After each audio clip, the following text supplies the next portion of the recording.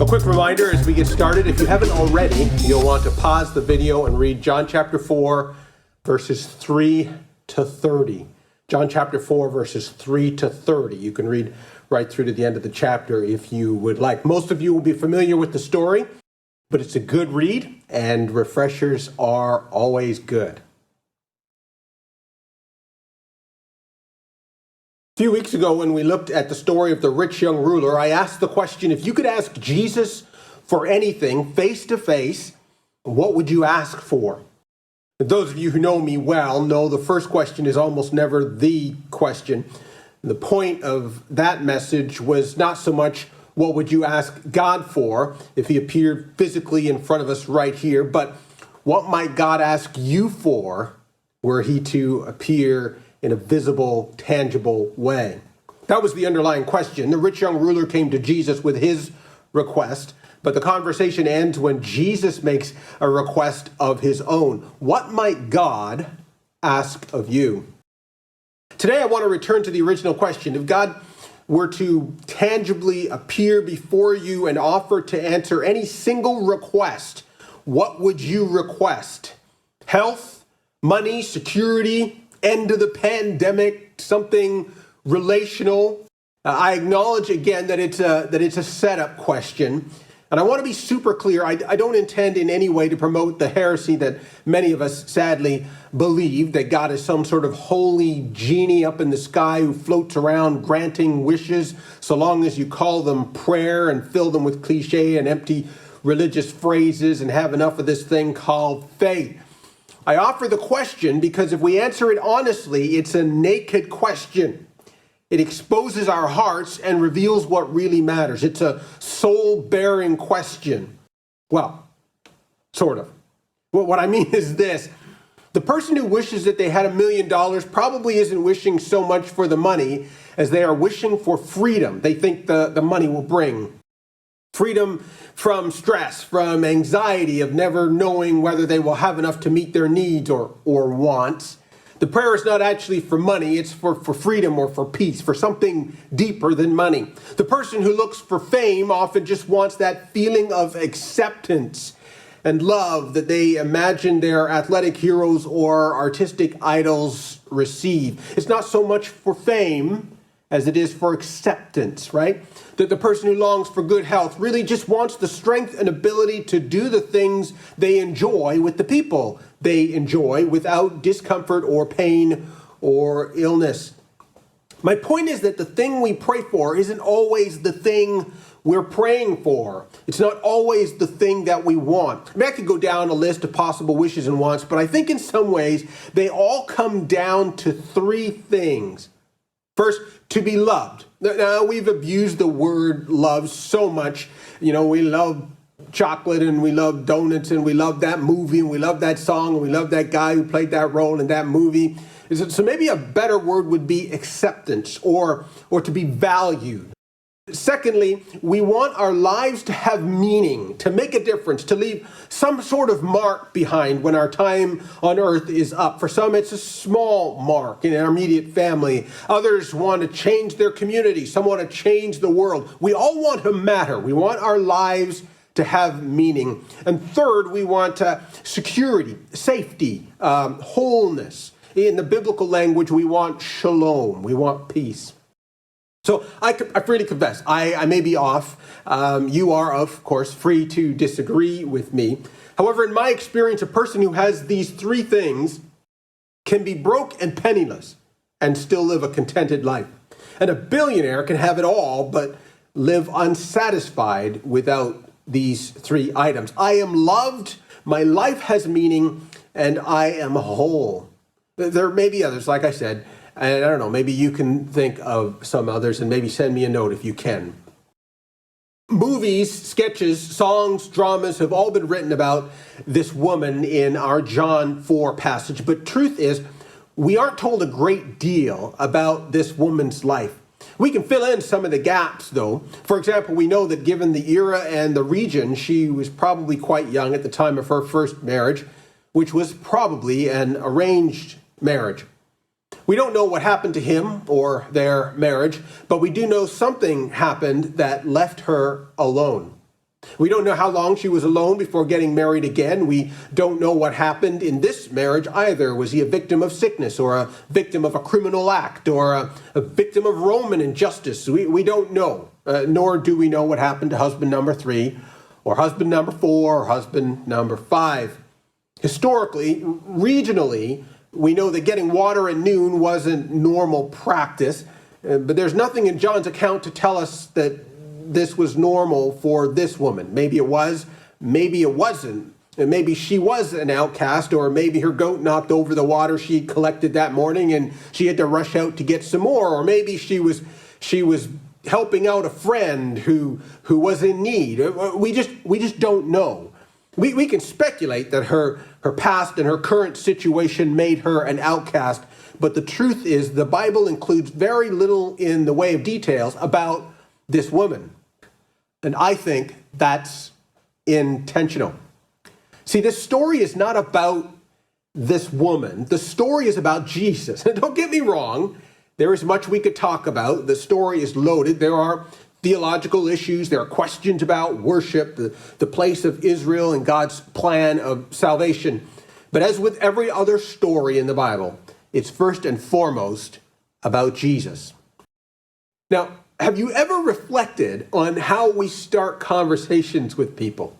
What are the questions we typically begin with when we are introduced to someone? Where are you from? What do you do?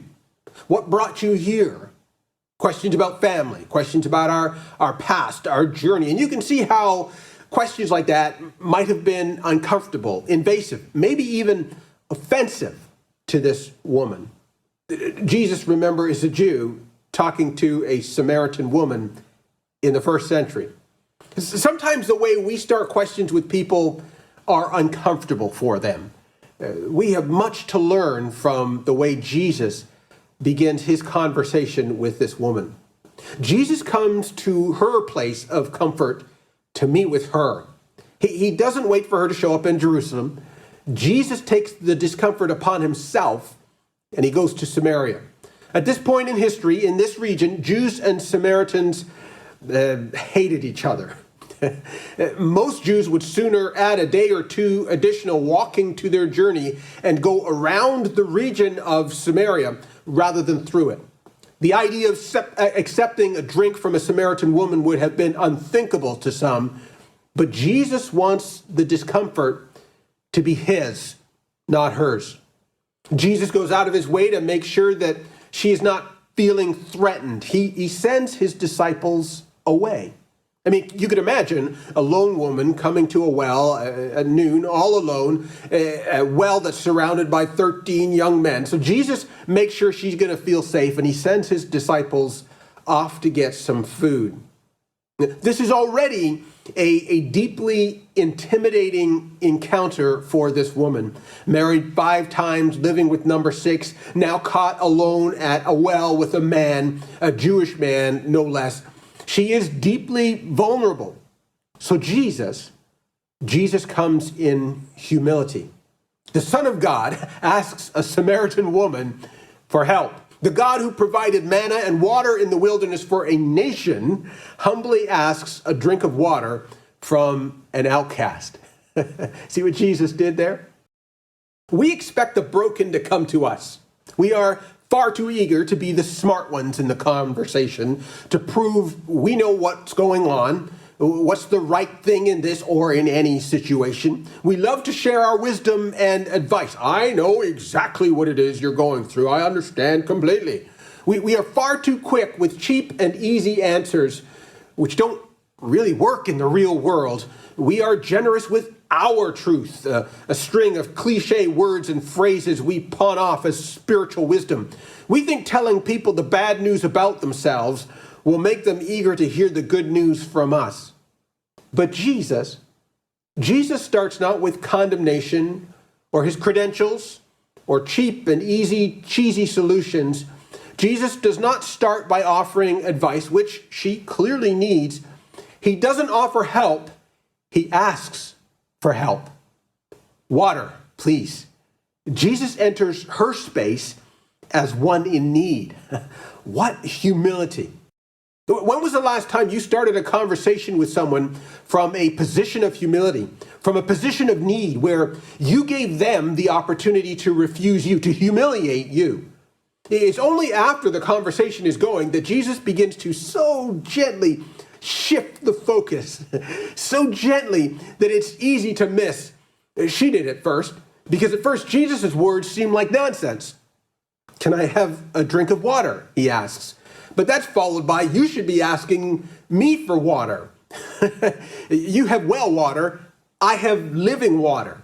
Now, living water is water that is constantly being refreshed and displaced. It has both the intake of new water and the outflow of the old. Standing water is water that doesn't go anywhere.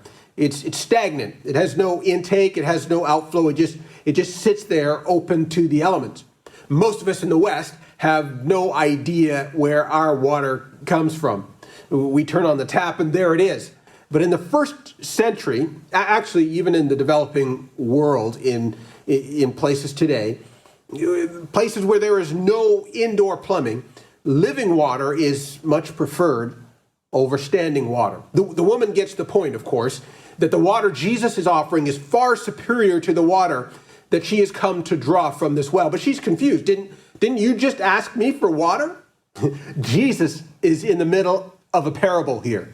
Jesus is inviting her to offer up what she has in exchange for what he has. It's a parable. Most of us have been through the story many, many times. So let me jump to the punchline.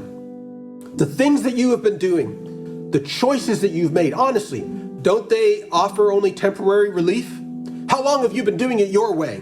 How many methods have you employed to make a change, to make things better, to satisfy, to find that love, that purpose, that peace? Yet you always end up lonely, thirsty, tired, and dry, toting your empty water jug looking for a refill. Your daily trips to this well are a metaphor, a parable of your life. What if you could break that useless cycle? Now, even lots of people who call themselves Christians and show up every week to church come with an empty pail looking for a refill to get them through the day or the next week. What Christ offers is not a refill, but a transformed life. We miss Christ's offer mainly because we don't want to change. Can you see it? She's looking and has been looking in all the wrong places. She's been married 5 times and is on to number 6. But what is your well? What's the thing that you keep returning to for temporary relief, temporary feelings of acceptance, temporary feelings of love, a temporary sense of peace?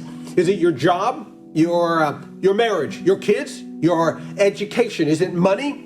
Does your bank account need to show a certain balance before you feel peace? Do your kids have to behave in a certain way before you feel fulfilled? Does your spouse need to say certain words before you feel truly and unconditionally loved? Do you need to drive a certain car to feel important? Do people need to treat you a certain way in order to feel valued? What is it for you? Jesus stands at our well with a simple invitation. Do you want living water? Do you ever wish you could have a conversation like this with Jesus? At least up to the point where he tells her to go and get her husband. That is, up to the point where he puts his finger on my secret shame. I wonder how long it took for this woman to answer. Did the emotional walls start to go up right away? Was she trying intentionally to be deceptive? Husband? I don't have a husband. What is the thing that you fear Jesus is going to ask you about? Are you willing to let go of what you've been holding on to in order to receive what Christ is offering?